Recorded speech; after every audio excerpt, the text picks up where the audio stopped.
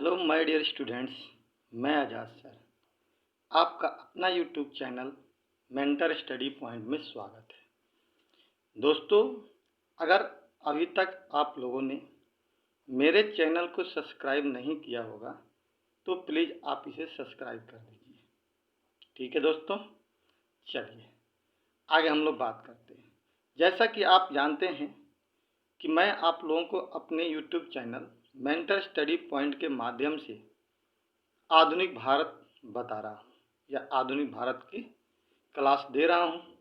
इसी के अंतर्गत हम लोग तीसरे चैप्टर नवीन राज्यों के उत्थान की चर्चा कर रहे हैं, जिसके अंतर्गत हमने पिछले वीडियो में एक सिख धर्म के बारे में पढ़ने का प्रयास किया था और हमने यह देखने का प्रयास किया था कि कैसे सिख में 10 गुरुओं का उदय हुआ।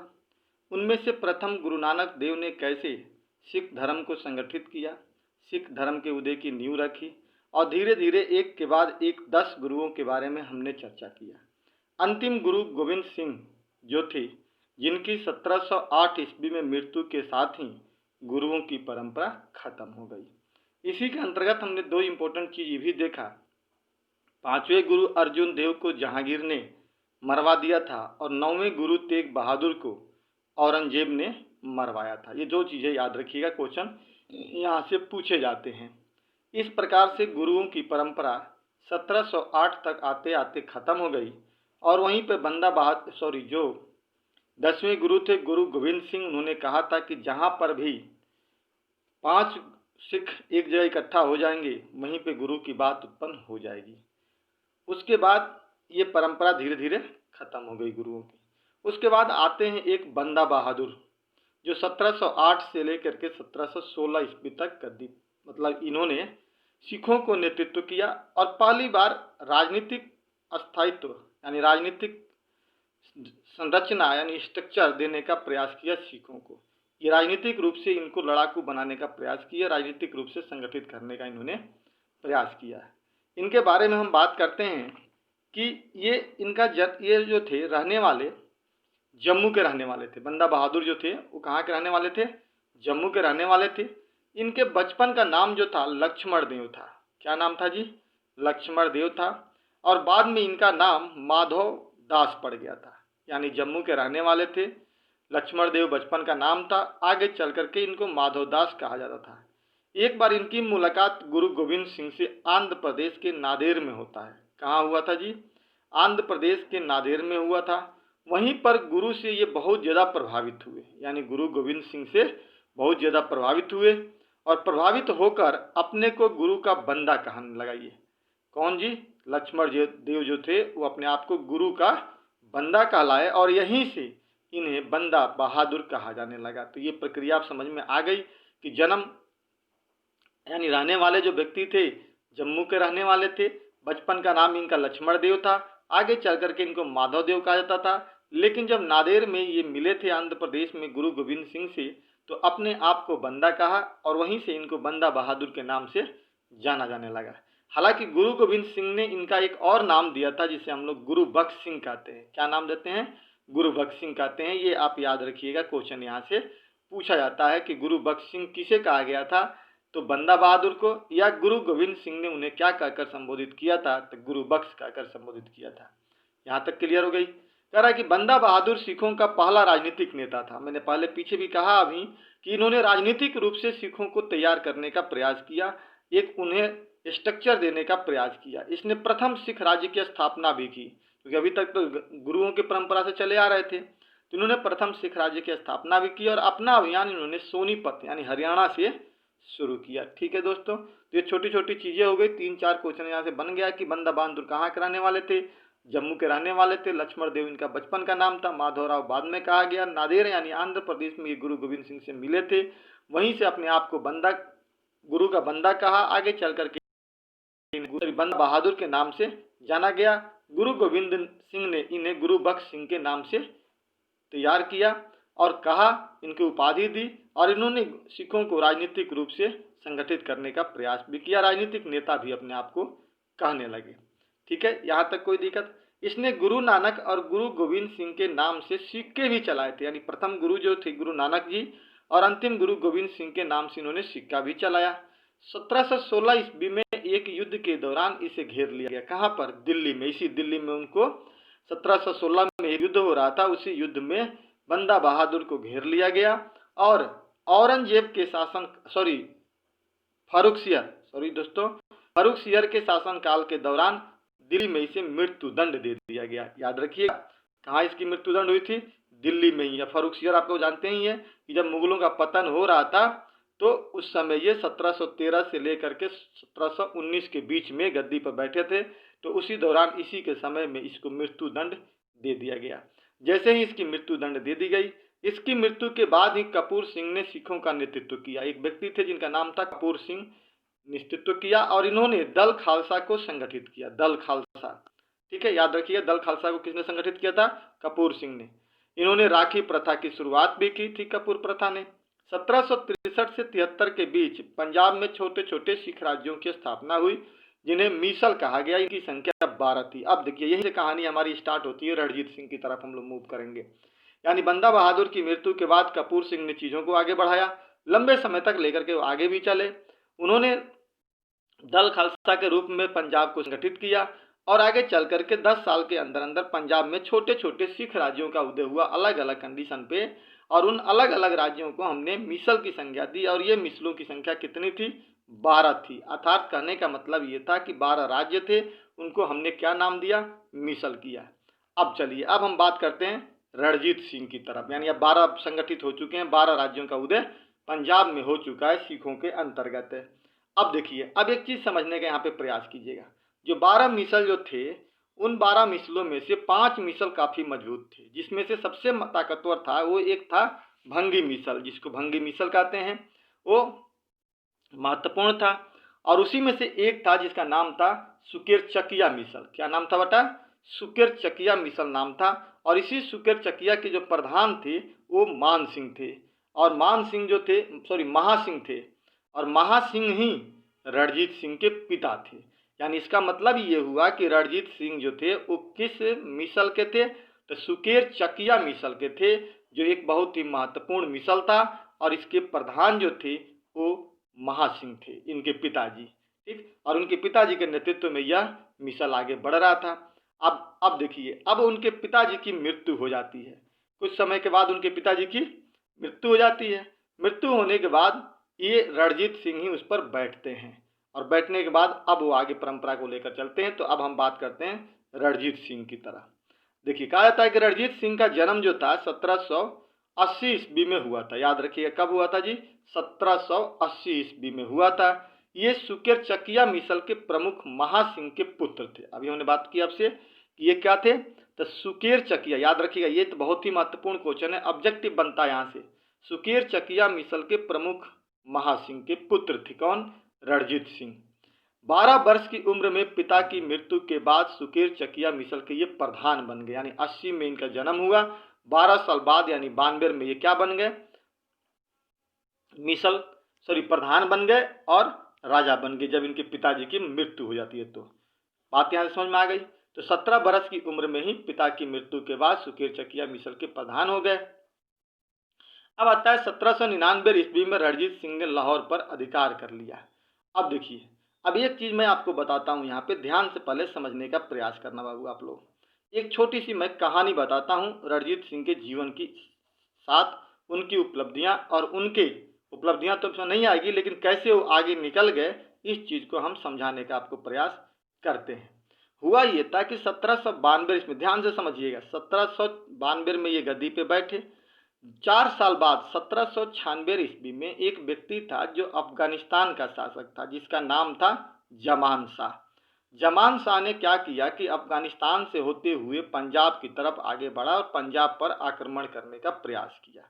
बात समझिएगा, 96 में चला था और आगे बढ़ रहा था, आक्रमण करने का प्रयास किया, आक्रमण भी किया। इसी बीच अफगानिस्तान में आंतरिक विद्रोह हो गया। बात समझिएगा, क्या हुआ जी? आंतरिक विद्रोह हो गया। आप पंजाब वाला इलाका मैप में देख रहे हैं दोस्तों, मैं क्या करूं, बड़ी मजबूर हूं। शौक तो बहुत होती है कि मैप पे पढ़ाऊं, लेकिन जल्दी मेरा लैपटॉप ठीक हो जाता है, तो मैं आप लोगों को बहुत बेहतर तरीके से मैप पे कराने का प्रयास करूंगा। ठीक है, इस पे हो नहीं पाता है उतनी अच्छी तरह से। तो इन्होंने क्या किया कि 96 में आक्रमण किया पंजाब पर, और पंजाब पर आक्रमण करने के बाद आंतरिक विद्रोह जब अफगानिस्तान में हुआ तो पुनः जमान सिंह वापस चला गया। जमान शाह क्या कर गया, वापस चला गया। इस प्रकार से रणजीत सिंह की पंजाब बच गई। दूसरी बार उसने 1 साल बाद ही, ठीक है, 1 साल बाद 97 में जमान शाह ने सिखों पर पुनः आक्रमण किया। क्या किया, पुनः अपनी सेना लेकर के आक्रमण किया। ऐसी स्थिति में रणजीत सिंह ने अफगानिस्तान सेना को अमृतसर में, चूंकि अमृतसर तक आ गया था, अमृतसर में बड़ी बुरी तरह से पराजित किया, और पराजित करके उसका पीछा किया तो जमान शाह वापस भागने लगा, और भागते हुए वो कहाँ पहुंच गया, लाहौर चला गया, लाहौर से आगे निकल गया। इसी बीच लाहौर, आपको पता है एक ज्योग्राफिकल कंडीशन के तहत लाहौर किस नदी किनारे है जी, तो चिनाब नदी के किनारे बसा हुआ है। जब वो लाहौर से आगे जा रहा था तो उसी चिनाब नदी में जमान शाह का 12 तोबे जो थी ना वो गिर गई। याद रखिएगा, 12 तोबे उसकी गिर गई। किसकी, जमान शाह की। जब वो भाग करके जा रहा था और रणजीत सिंह उसका पीछा करते हुए बढ़ रहे थे अब अफगानिस्तान यानी लाहौर से आगे की तरफ। ऐसी स्थिति में जब गिर जाता है और वो जब जमान शाह वापस भाग के चला जाता है तो क्या करते हैं रणजीत सिंह की 12 तोबे चिनाब नदी से निकलवा लेते हैं, और निकलवा करके उसको पुनः बड़ी इज्जत के साथ जमान शाह के पास भेज देते हैं। कहाँ भेज देते हैं, जमान शाह के बाद अफगानिस्तान में भेज देते हैं। ये बात जमान शाह को बहुत अच्छी लगती है और इससे वो बहुत ज़्यादा प्रभावित होता है, और क्या करता है कि लाहौर जो होता है वो इनको वापस दे देता है।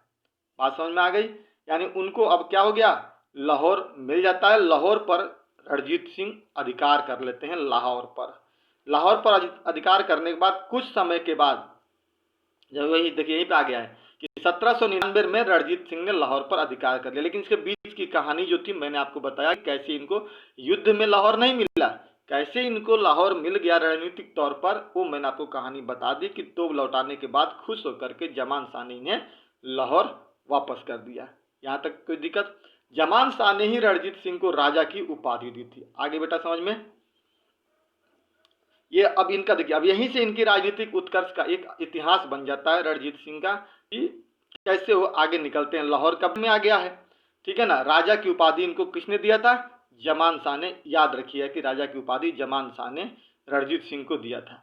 इसी बीच 1805 ईस्वी में रणजीत सिंह ने अमृतसर को जीत लिया। देखिए रणजीत सिंह ने 1805 ईस्वी में क्या किया, अमृतसर को जीत लिया। क्योंकि अमृतसर पर एक व्यक्ति था जिसका नाम था जसवंत राव होलकर, ठीक है। उन्होंने क्या किया था कि आक्रमण किया था, उनसे ये लड़ाई होती है और लड़ाई होने के बाद ये जीत लेते हैं। अब अमृतसर को जीत लिया। इस प्रकार अब रणजीत सिंह के पास लाहौर और अमृतसर दोनों हो गया। देखिए दोनों स्थिति बहुत बड़ी बड़ी थी जगह, और दोनों के दोनों किसके हाथ में आ जाता है, रणजीत सिंह के हाथ में आता है। अब इनकी ताकत और बढ़ जाती है। इस प्रकार रणजीत सिंह ने पंजाब की राजनीतिक राजधानी लाहौर को और धार्मिक राजधानी अमृतसर को बना दिया। बात समझ में आ गई, यानी अब पंजाब की 2 राजधानियां हो गई जो दोनों के दोनों इनके कब्जे में हो गया। अमृतसर भी हो गया और लाहौर भी। लाहौर बन गई राजनीतिक राजधानी और अमृतसर धार्मिक राजधानी। बीच में पंजाब का पूरा इलाका पड़ा हुआ है। अन्य चीजों को लेकर के ये आगे बढ़ने लगे और इनकी ताकत अब धीरे धीरे बढ़ने लगती है। इसी बीच रणजीत सिंह और अंग्रेजों के बीच संघर्ष होता है। बीच में ही एक संघर्ष होता है। उसी संघर्ष के दौरान कुछ रणजीत सिंह के अपने ही लोग होते हैं जो इनका साथ नहीं देते हैं और रणजीत सिंह हारने लगते हैं। जब रणजीत सिंह हारने लगते हैं अंग्रेजों से तो वो क्या कर लेते हैं, एक संधि कर लेते हैं जिसका नाम होता है अमृतसर की संधि। याद रखिएगा। अब आगे बात समझ में कि अंग्रेज और रणजीत सिंह के बीच में एक संधि होती है 1809 ईस्वी में। 5 तक तो हमने देख ही लिया था। 9 ईस्वी में 25 अप्रैल 1809 ईस्वी को, जिसको हम लोग अमृतसर की संधि कहते हैं। अब देखिए दोस्तों, अब यहाँ पर एक बात समझिएगा। रणजीत सिंह के 1805 की कहानी को समझिएगा वहां तक की, या 1799 तक की कहानी को। इधर आप अंग्रेज वाले को बात को, और दोनों के बीच की कहानी में आपको छोटा सा बताने जा रहा हूँ। देखिए ये वो जगह था, आप अगर नक्शे में देखेंगे तो थोड़ा सा मैं आपको बताने का प्रयास कर रहा हूँ, ठीक है। आप यहाँ पे समझने का प्रयास कीजिएगा। अगर हम बात करते हैं, अगर हम इस नक्शे की, तो यहाँ पर ये जो इलाका होता है ये पंजाब का इलाका होता है। उस समय आप देखिएगा कहानी हम कहाँ की बात कर रहे हैं, हम 1800 तक की बात कर रहे हैं। उससे पहले ये इलाका जो था पूरा का पूरा महाराष्ट्र का इलाका था, नहीं मराठों का इलाका था। ये हमारा दिल्ली था, हमारा यहाँ पर। अंग्रेज इधर मराठों से भी लड़ रहे थे, आपको याद होगा। और आगे भी हम बताएंगे कि 1775 से लेके 82 के बीच में एक हमने चर्चा किया था पीछे, अंग्रेजों की लड़ाई हुई थी मराठों से। उसके बाद इसी बीच में 1790 से 92 और 99 में मैसूर से भी लड़ाई हुई थी अंग्रेजों की। तो ये इधर दक्षिण में भी उलझे हुए थे। तो अभी इधर की तरफ जाने का उनका इस इलाके में कोई अरमान ही नहीं था कि हम इधर ऐसे जाएं और क्या हो रहा है। और ऐसी स्थिति में अमृतसर इस इलाके में क्या कर रहे थे, रणजीत सिंह अपने आप को काफ़ी जल्दी से तेजी से अपना विकसित कर रहे थे। क्योंकि स्थिति ये हो गई थी कि जब यहाँ से, आपको याद होगा कि इसी दौरान 1761 ईस्वी में पानीपत की तीसरी लड़ाई हुई थी। पानीपत की तीसरी लड़ाई से ही मराठों का पतन हो गया था। अब मराठे तो रहे नहीं यहाँ पे इस एरिया में, और अंग्रेज अभी इस एरिया में थे। तो ऐसी स्थिति में इस एरिया में पश्चिमोत्तर भारत में कोई व्यक्ति नहीं था। और उसी वक्त रणजीत सिंह अपने आप को काफ़ी डेवलप करते जा रहे थे, पंजाब विकसित हो रहा था। लेकिन 1805 के बाद, जब 1805 में मराठों का जब द्वितीय संघर्ष होता है अंग्रेजों से, दूसरी लड़ाई होती है और उसमें अंग्रेज जीत जाते हैं, उसके बाद अंग्रेज पूरी तरह से फ्री हो जाते हैं। मैसूर को भी जीत लेते हैं और इसको भी जीत करके फ्री हो जाते हैं। जब फ्री हो जाते हैं तब इनकी नज़र किधर पड़ती है, इधर की तरफ पड़ती है, पंजाब की तरफ। अब वो सोचते हैं कि अब पंजाब में जो रणजीत सिंह आगे बढ़ रहा था, इसको कैसे रोका जाए। रोकने का प्रयास करते हैं और तब जाते हैं तो एक छोटपुट एक संघर्ष होता है। मेटकप, उस समय एक लैक नाम का व्यक्ति होता है, मिंटो भी रहता है, मेटकप भी रहता है, और उन्हीं के बीच में वहाँ पर एक संघर्ष होता है उत्तर पर। यहाँ पे जब संघर्ष होता है तो उसमें रणजीत सिंह धीरे से हारने की स्थिति में आते हैं। आते ही क्या कर लेते हैं, वो एक संधि कर लेते हैं। संधि कर लेते हैं और अंग्रेज भी चाहते थे कि एक संधि हो जाए, और तब जाकर के यहाँ पे वो संधि होती है जिसे हम लोग अमृतसर की संधि कहते हैं। 25 अप्रैल 1809 ईस्वी को होती है। तो दोस्तों आपको इस मैप के माध्यम से थोड़ी समझ में आ गई होगी। और बाकी जब हम जिस दिन आपको हम ऑनलाइन क्लास देना शुरू करेंगे तो मैप तो आप निश्चिंत रहिए कि पूरी मैं मैप पे ही आपको कार्य कराना शुरू कर दूंगा, कोई उसमें आपको दिक्कत नहीं आएगी। 2-3 दिन की बात है। और उसके बाद से अब इस एरिया में ये चीज़ आ गई, संधि हो जाती है। संधि को हम लोग देखते हैं संधि में क्या क्या प्रावधानें होती है और अंग्रेजों की कैसे संधि लाभदायक होती है। फिर हम लोग आगे रणजीत सिंह के बारे में पढ़ने का प्रयास करते हैं। ठीक है दोस्तों, यहाँ तक बात समझ में आ गई होगी आपको। एक नक्शे के आधार पर, मैप के आधार पर मैंने जो थोड़ी बहुत समझाने का आपका प्रयास किया। अब अमृतसर की संधि 25 अप्रैल 1809 ईस्वी को होती है। यह संधि रणजीत सिंह और मेटकप के बीच हुआ था। जो अंग्रेज अधिकारी था मेटकप के बीच हुआ था, जिसकी निम्न शर्तें थी। निम्न शर्तें, पहली शर्त ये थी कि सतलुज नदी को दोनों राज्यों की सीमा मान ली गई थी। अब देखिए, सतलुज जो नदी थी ना, उसको दोनों राज्यों की सीमा मान ली गई। जैसा कि आपने देखा होगा कि यहाँ पर जो है सतलुज नदी है, ये जो हमारा यहाँ से जो निकलती है सतलुज नदी, आपको पता होगा। थोड़ी बता दूं कि सतलुज नदी जो है वो तिब्बत में राक्षस ताल से निकलते हुए ऐसे होते हुए पंजाब में से होते हुए पाकिस्तान चली जाती है। ठीक है ना, जाकर सिंधु नदी में अपना मिल जाती है। तो ऐसी स्थिति में मान के चलिए कि ये हमारा जो है सतलुज नदी था। तो ये कहा गया कि सतलुज नदी के ऊपर वाला इलाका जो होगा पूरा का पूरा वो किसका हो जाएगा जी, रणजीत सिंह का हो जाएगा। पहली शर्त यही थी कि सतलुज नदी को दोनों राज्यों की सीमाएं मान ली गई।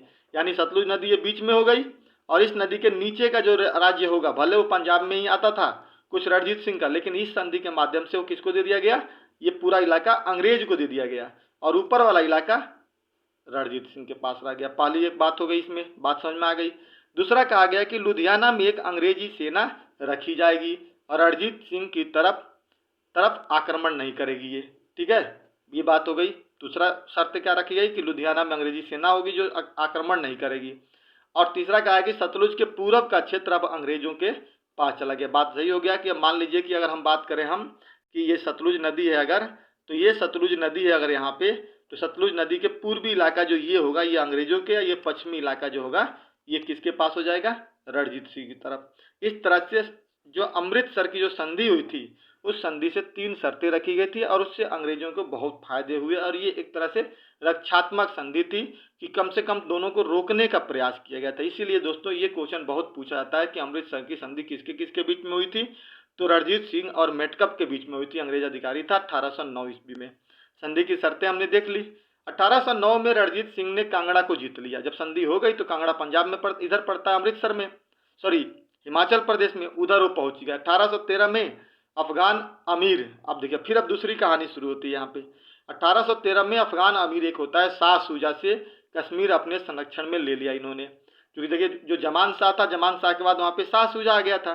शाह शुजा से युद्ध होता है और कश्मीर को जीत लेते हैं कौन, रणजीत सिंह 1813 ईस्वी में। शाह शुजा ने रणजीत सिंह को कोहिनूर हीरा दिया था। यहीं पे याद रखिएगा, उन्होंने क्या किया था, कोहिनूर हीरा दिया था। यानी ये कोहिनूर हीरा की बाबू कहानी बड़ी विचित्र है, कभी वक्त मिलेगा तो हम आपको समझाएंगे। गोलकुंडा की खान से निकल कर कहाँ कहाँ गया, मुगलों के पास आया, मुगलों से रणजीत सिंह के पास, अफगानों के पास, फिर रणजीत सिंह के पास, फिर वहाँ से अंग्रेज के पास चला गया। मतलब इसकी अजब कहानी है। और जहाँ जहाँ गया वहाँ वहाँ सर्वनाश करते हुए चला गया। एक समय था कि इंग्लैंड का पूरा ताज बोलता था, और जब उसके पास गया तो आज उसकी पूरी तरह से नाकाबंदी हो चुकी है, मतलब कमजोर हो चुका है, दुनिया में अब शासन नहीं कर रहा है। तो ये हमारा कोहिनूर हीरा की एक कहानी है। कभी मौका मिला तो विचित्र रूप से बताऊंगा। और आज ये हीरा कहाँ पे है, वहाँ के मुकुट यानी राजा और रानी का जो मुकुट है उस पर लगा दिया गया है। ठीक है दोस्तों, तो ये यहाँ से हम लोग देखते हैं। तो पूछा जाए कि रणजीत सिंह को हीरा कैसे मिला, तो रणजीत सिंह को जो था वो हीरा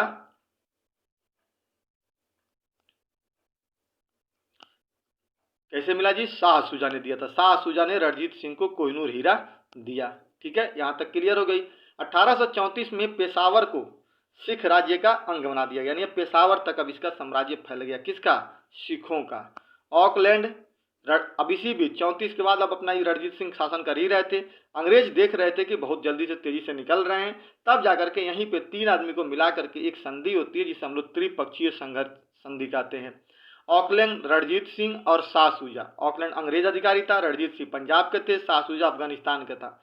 इन तीनों को मिला करके तीनों ने मिल करके एक संधि की थी जिसे हम लोग त्रिपक्षीय संधि कहते हैं 1838 ईस्वी में। ठीक है दोस्तों, बस इतना ही संधि याद रखना है। किसके किसके बीच में हुई थी, अंग्रेज अधिकारी ऑकलैंड था, रणजीत सिंह थे और शाह शुजा के बीच में त्रिपक्षीय संधि हुई थी जिसको हम लोग 1838 में कहते हैं। और उसके बाद से 1839 ईस्वी में रणजीत सिंह की मृत्यु हो जाती है। रणजीत सिंह की मृत्यु के साथ ही फिर से एक बार संकट में आ जाता है कौन, तो रणजीत सिंह का पूरा साम्राज्य यानी सिख, जो सिख राज्य जो थे पंजाब में, रणजीत सिंह की मृत्यु के साथ ही स्थिति गड़बड़ हो जाती है। और उसके बाद हम लोग रणजीत सिंह के प्रशासन को समझने का प्रयास करते हैं। हालांकि उनके उत्तराधिकारी को भी समझेंगे, आगे चलेंगे। उनके 4 उत्तराधिकारी होते हैं यहाँ पे। उनके मरने के बाद कितने उत्तराधिकारी होते हैं, 4 लोग होते हैं, लेकिन कोई व्यक्ति उस साम्राज्य को संभाल नहीं पाता है। अंतिम रूप से दिलीप सिंह होते हैं, जिनको अंग्रेज क्या करते हैं, पकड़ करके नाबालिग होते हैं, लंदन भेज देते हैं पढ़ने के लिए, कुछ उनको पेंशन देते हैं, और वहीं से दिलीप सिंह से वो क्या कर लेते हैं, अंग्रेज कोहिनूर हीरा को प्राप्त कर लेते हैं। और एक समय के बाद वो खत्म हो जाता है, क्योंकि दिलीप सिंह सिख धर्म को ईसाई धर्म को अपना लेते हैं, और इसी के साथ ही सिखों की परंपरा समाप्त हो जाती है और अंग्रेज अपने आप आ जाते हैं। इसकी बात हम लोग आगे पढ़ेंगे, थोड़ी सी चर्चा करेंगे। अब थोड़ा हम रणजीत सिंह की प्रशासन के बारे में बात कर रहे हैं। कह रहा है कि रणजीत सिंह की मृत्यु जाती है 39 में। कह रहा है कि रणजीत सिंह एक निरंकुश शासक होते हुए भी खालसा के नाम से प्रशासन संचालित किया। किसके नाम से जी, खालसा से। यहाँ पे बहुत कम क्वेश्चन पूछे थे, लेकिन जो जो क्वेश्चन पूछे थे वो मैं बता देता हूँ आपको। यहाँ पे उनकी सरकार को खालसा सरकार कहा जाता है। सरकार को चलाने में 5 मंत्री सहयोग करते थे उनमें, जिनमें से मुख्यमंत्री का पद सर्वाधिक महत्वपूर्ण होता था। यानी राजा के बाद मुख्यमंत्री होता था जो सबसे महत्वपूर्ण होता था। उसके बाद एक विदेश मंत्री, एक रक्षा मंत्री, एक अर्थ मंत्री और एक सरदार डोंगी होते थे। यानी टोटल मिलाकर के 5 सर्वाधिक महत्वपूर्ण पद होता था, जिसमें से सबसे महत्वपूर्ण पद मुख्यमंत्री का होता था। केंद्र में 12 प्रशासनिक विभाग थे, जिनमें से 4 अत्यंत महत्वपूर्ण होते थे। ये तो हो गया आपका उनका प्रशासन। अब आता है प्रांतीय प्रशासन, मतलब प्रांतों में कैसे बटे, क्योंकि राज्य प्रांतों में बटा हुआ था। सिख राज्य प्रांतों में बटा हुआ था, जिसे सूबा कहते थे। याद रखिए क्या कहते थे जी, तो सिख के प्रांत जो होते थे उसको हम लोग सूबा कहते थे। कुल 4 सूबा प्रमुख थे, एक लाहौर था, मुल्तान था, कश्मीर था और पेशावर था। यानी ये पूरा का पूरा पंजाब का इलाका था। लाहौर, मुल्तान, कश्मीर और पेशावर 4 प्रमुख सूबा थे इनके। समझ लीजिए पूरा इलाका ही इनके पास था उधर का, आज के पाकिस्तान में का। और इनका एक क्रम पूछा जाए कि कैसे ऊपर से नीचे तक बनता था, तो सबसे पहले प्रांत, प्रांत के बाद सूबा, सूबा के बाद तालुका, तालुका के बाद मौजे, मौजे मतलब 50 गांव मिला करके मौजे होते थे, और मौजा का मतलब एक गांव होता था जिसको मौजा कहते थे। और इस प्रकार से प्रशासन की सबसे छोटी इकाई क्या होती थी, मौजा यानी गांव होता था। तो ये याद रखिए, कई बार क्वेश्चन यहाँ से क्रम वाइज पूछ देता है कि कैसे ऊपर से घट रहा था या बढ़ रहा था। अब इनका भू राजस्व व्यवस्था।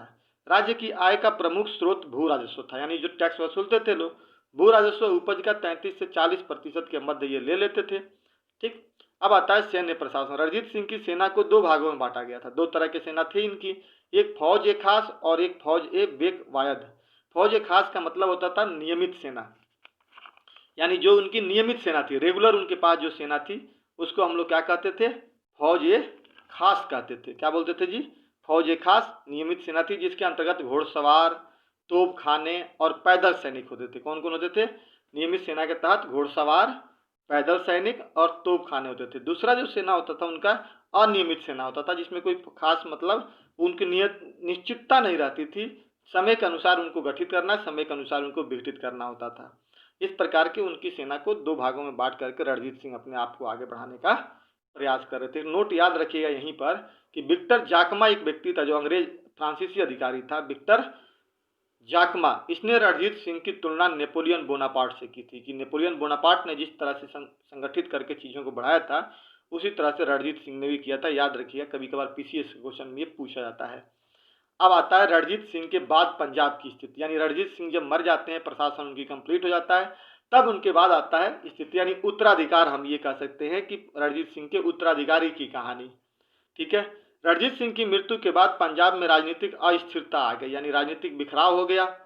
इनका उत्तराधिकारी इनके पुत्र खड़क सिंह हुए, लेकिन 1840 में उनकी मृत्यु हो गई, 1 साल में ही उनकी मृत्यु हो जाती है। दूसरा पुत्र नौनिहाल सिंह हुए, वो भी बहुत ही जल्दी चल बसे। तीसरा पुत्र शेर सिंह हुए, वो भी चल बसे। चौथा पुत्र दिलीप सिंह हुए। इस दिलीप सिंह को संरक्षिका का काम किसने किया? रानी जिंदन ने किया था। रानी जिंदन ने अपने संरक्षण में रख करके दिलीप सिंह को आगे बढ़ाने का प्रयास किया। कब की है? आगे थोड़ी थोड़ी बड़ी, 4-5 सालों तक शासन की इसने। उसके बाद इसी बीच क्या होता है कि अंग्रेजों का आंग्ल सिख युद्ध शुरू हो जाता है, यानी सिखों के साथ पहला युद्ध होता है जो 1845 से लेकर 1846 ईस्वी के बीच में चलता है। प्रथम आंग्ल सिख युद्ध महारानी जिंदल की महत्वाकांक्षा का परिणाम था। काफी ये महत्वाकांक्षी हो गई थी, आगे बढ़ रही थी। अंग्रेज देख रहे थे ये तो बहुत आगे बढ़ती जा रही है, तो इसीलिए इनका युद्ध ये होना अनिवार्य बन गया। प्रथम युद्ध के अंदर 5 युद्ध, छोटे छोटे 5 स्तर पर युद्ध हुए, लेकिन अंतिम रूप से सिखों की हार और अंग्रेजों की जीत हो गई। और इसी जीत के साथ यहाँ पर एक संधि होती है। 9 मार्च 1946 ईस्वी को सिखों को लाहौर की संधि पर हस्ताक्षर करना पड़ता है और अंग्रेजों के साथ लाहौर की संधि होती है। कब होती है जी? 1846 में। यानी प्रथम आंग्ल सिख युद्ध में किसकी हार हो जाती है? अंग्रेजों की हार हो जाती है, सॉरी, सिखों की हार हो जाती है। यहीं पे दूसरी भी एक संधि होती है, भैरोवाल की संधि, 22 दिसंबर 1846 ईस्वी को हुई।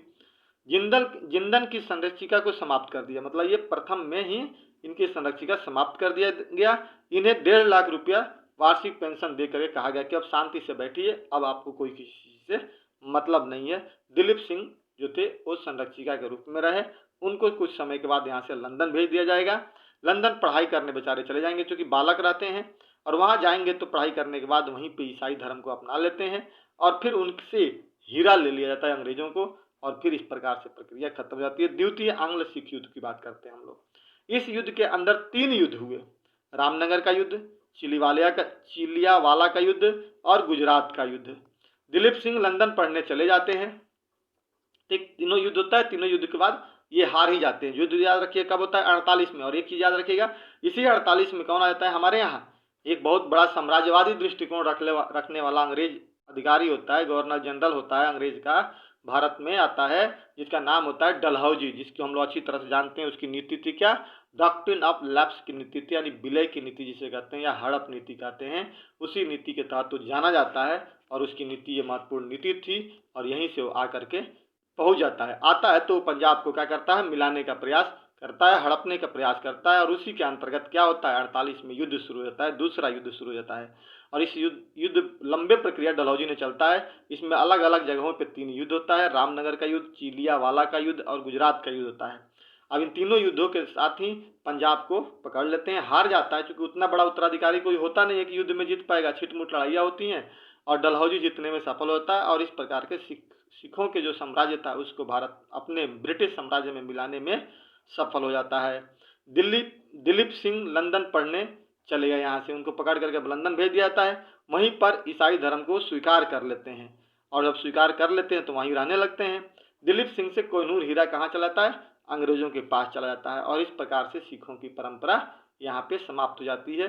दिलीप सिंह वहीं पे रहने लगते हैं। अब तो इस प्रकार से जो शुरुआत हुई थी नानक के द्वारा, सिखों की परंपरा शुरू हुई थी। गुरु गोविंद सिंह ने आगे बढ़ाया था, बंदा बहादुर ने उसे आगे लेकर चले, रणजीत सिंह उसे बहुत बृहद एक विस्तार रूप दिए। लेकिन लंबे समय के बाद उत्तराधिकार स्ट्रांग न होने की वजह से, उत्तराधिकार की कमजोरी होने की वजह से और आपसी मतभेद की वजह से अंग्रेज इसमें जीत जाते हैं, और जीत करके 49 ईस्वी में अंग्रेज सिखों को पूरी तरह से ब्रिटिश साम्राज्य में मिलाने में सफल हो जाते हैं और इस प्रकार से ब्रिटिश साम्राज्य में सिख का विलय हो जाता है और सिखों का अंत हो जाता है। 2 आंग्ल सिख युद्ध होता है। यहाँ आप लोग याद रखिएगा, एक चीज बता देता हूँ मैं कि सबसे पहले तो सवाल पूछता है 10 गुरुओं के बारे में, जो 2 आदमी का मैंने व्यक्ति का नाम लिया कि मुगलों ने मरवाया था। उसके बाद बंदा बहादुर से भी एक आध कभी क्वेश्चन पूछ दिया जाता है। सिख रणजीत सिंह के बारे में याद रखिएगा। कहानी जो मैंने बताया 2 बार 3 बार वीडियो देखिए, बहुत बेहतर तरीके से आपको समझ में आ जाएगा। और उसके बाद रणजीत सिंह के बाद सीधा आंग्ल युद्ध पूछा जाता है कि आंग्ल सिख युद्ध कब कब हुआ था, तो ये दोनों सिखों का डेट याद रखिएगा। अमृतसर की संधि, लाहौर की संधि का डेट याद रखिएगा। ये कुछ क्वेश्चन ऐसे होते हैं जो प्रीव्यू से पूछे जाते हैं। प्रशासनिक के बारे में ज़्यादा इनका ऑप्शनल में पूछा जाता है, यानी मेंस में पूछे जाते हैं। ठीक है दोस्तों, इस प्रकार से मैं उम्मीद करता हूँ कि आपको ये वीडियो अच्छा लगा होगा और समझ में भी आया होगा। और थोड़ी बहुत दिक्कत हुई होगी तो इसे आप 1 बार 2 बार जब वीडियो देखेंगे तो निश्चित तौर पे पूरी अच्छी तरह से समझ में आ जाएगा। इसी के साथ मैं इस वीडियो को दोस्तों समाप्त करता हूं। आप इस वीडियो को लाइक जरूर कीजिएगा, आप इसे शेयर कीजिएगा, अभी तक आपके दोस्तों के बीच में शेयर करने का प्रयास कीजिएगा, ज़्यादा से ज़्यादा सब्सक्राइब करने का प्रयास कीजिएगा और कमेंट जरूर कीजिएगा कि अच्छा लगा या कैसा लगा। इस चीज़ को ध्यान में रखिएगा। ठीक है दोस्तों, इसी के साथ वीडियो को समाप्त करता हूँ। जय हिंद, जय भारत।